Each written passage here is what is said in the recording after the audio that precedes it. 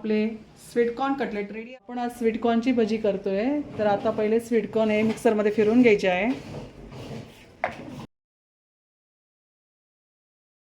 मी तुम्हाला आज स्वीटकॉर्नचे कटलेट करून दाखवणार आहे.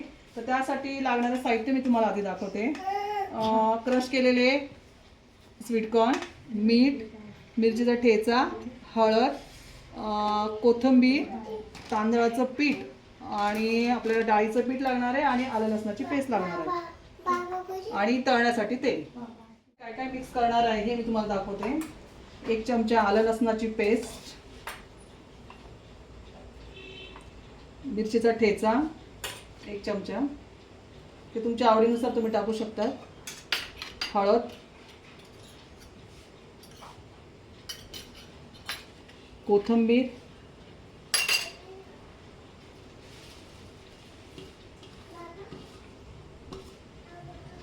हे आधी आपण पहिले मिक्स करून घेऊया. स्वीटकॉर्न आणि कोथिंबीर मिक्स केली आहे. तर त्याच्यामध्ये आपण आता डाळीचं पीठ टाकायचं आहे. जोपर्यंत आपलं बॅटर व्यवस्थित तयार होत नाही एक अंदाजपर्यंत टाकायचं आहे.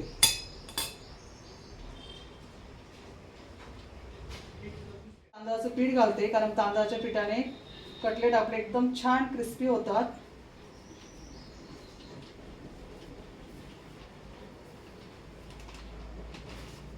सर्वात शेवटी आता आपण मीठ घालणार आहोत. ते आपण आपल्या अंदाजानुसार घालायचं आहे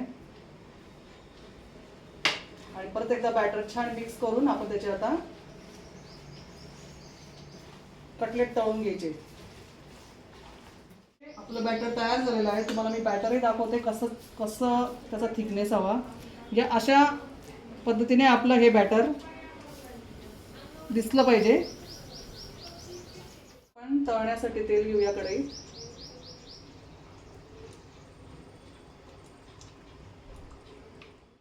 तोपर्यंत तुम्हाला एक किचन टिप्स देते की आपण हे कडकडीत तेल जर आपण याच्यात घातलं तर ते अजून कटलेट क्रिस्पी आणि सुंदर होतं. तर छान गरम झालं आहे. आता आपण थोडंसं तेल आपण या बॅटरमध्ये टाकूया. आता हे बॅटर छान मिक्स करून घेऊया आणि कटलेट टाकताना पाण्याचा हात लावायचा हाताला पहिले. ते छान असे गोल आकाराचे बनवायचे आणि तेलात सोडायचे.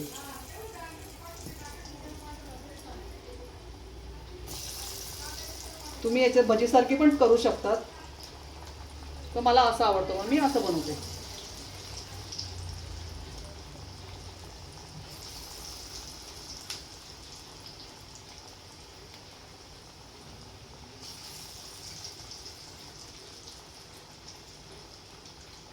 आणि तळताना मीडियम गॅसवरच तळायचं आहे. फुल गॅस किंवा कमी गॅसवर अजिबात नाही तळायचं. एक साईड झाली आहे तर आपण त्याला पलटून घेऊया.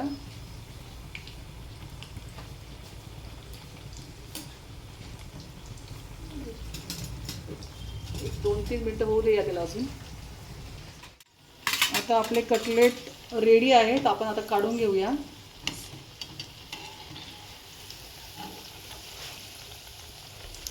साधारण असा कलर झाला की मग काढायचं असतं.